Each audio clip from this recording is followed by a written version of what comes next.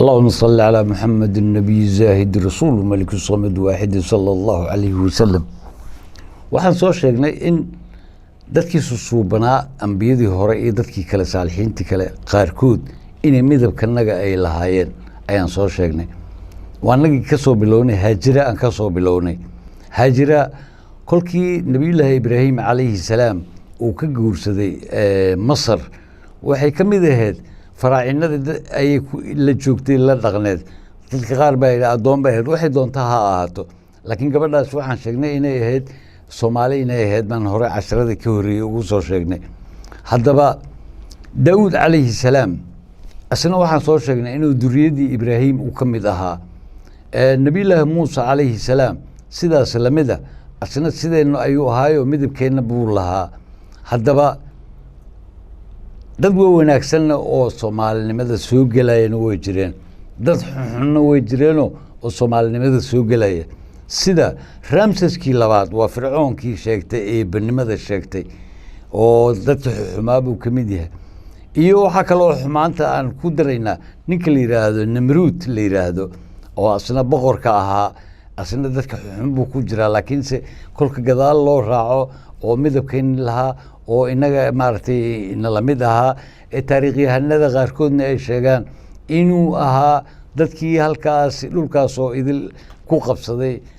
awoodda ku qabsaday Mesopotamia dhulkaas oo idil sidii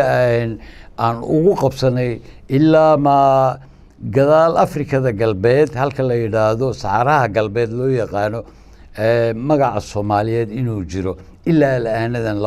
2021 in laga helayo dad isirkoodu yahay ee dambe ee ku abtirsada Soomaali sida qolada loo yaqaan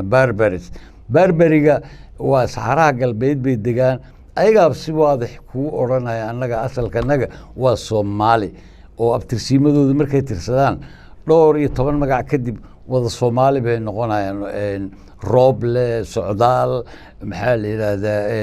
sidaa bay noqonayaan colaad magacyo noocaas ayay noqonayaan. marka waxaad ka garanaysaa dadkan waxaa lagu kala gartaa abtirsiimada magacyada ayaa lagu kala gartaayo deegaanka laftigiisa magaca ayaa lagu gartaa deegaan Soomaaliyeed inuu ahaa in kale sida qolada Hyksos bay la mid ahaayeen oo misna fircoonkii dib ugu duulay ilaa ma dhulkan Suudaanta Koonfureed maxaa la yiraahdaa Niilka Koonfureed webiga Niil ee koonfurtiisa ee wada qabsadeen waa isla inaga un wixii. haddaba haysan ka raaridin nimankan cadaanka wax walba oo wanaagsan dad cadaan bay ahaayeen wax walba oo wanaagsan dad cadaan xaqiiqda kolka la gaarana way ka meermeeraano meelo kale ayay aadaan DNA-ga xaqiiq ka dambaysa oo la baara ma jirto. casharkan wuu socdaa kii kalena way noo socdaa ogow lagama tagin waxaanu joognay Oraan Soomaali ama ninkii la oran jiray Oodanabe ee Oromada iminka loo yaqaana Danagala Soomaali oo la oran jiray Dankeli Oda Cali weeyaan ogow waa walaalkaana ogow ninka la yiraahdo Jaante Soomaali iyo waxaan joognay Duudse Soomaali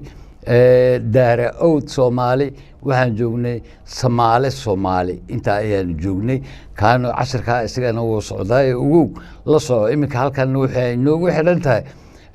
inay inaga inoo ahaayeen dadkan hadda aan soo sheegnay kuwooda suuban iyo kuwii kale ee xumaaba inay asalka halkan ka tageen ileen qowmiyad dhan oo wada wanaagsan ma jirto adduunka qowmiyad dhan oo wada xunna ma jirto adduunka laakiinse mid ogow maankaagana ku hay inaad adduunkan hadda aan joogno aad adiga ka hormarsaneed iminkana aad ka hormari kartid adigoo kaashanaya aqoontaadana ku salaysiinaya diinta islaamka ku salaysiinaya alqur'aanul kariim iyo axaadiista rasuulka calayhi salaatu wasalaam ku salaysiinaya. casharka halkaasaan ku gaabinaynaa. wasalaamu calaykum waraxmatullaahi wabarakaatuh.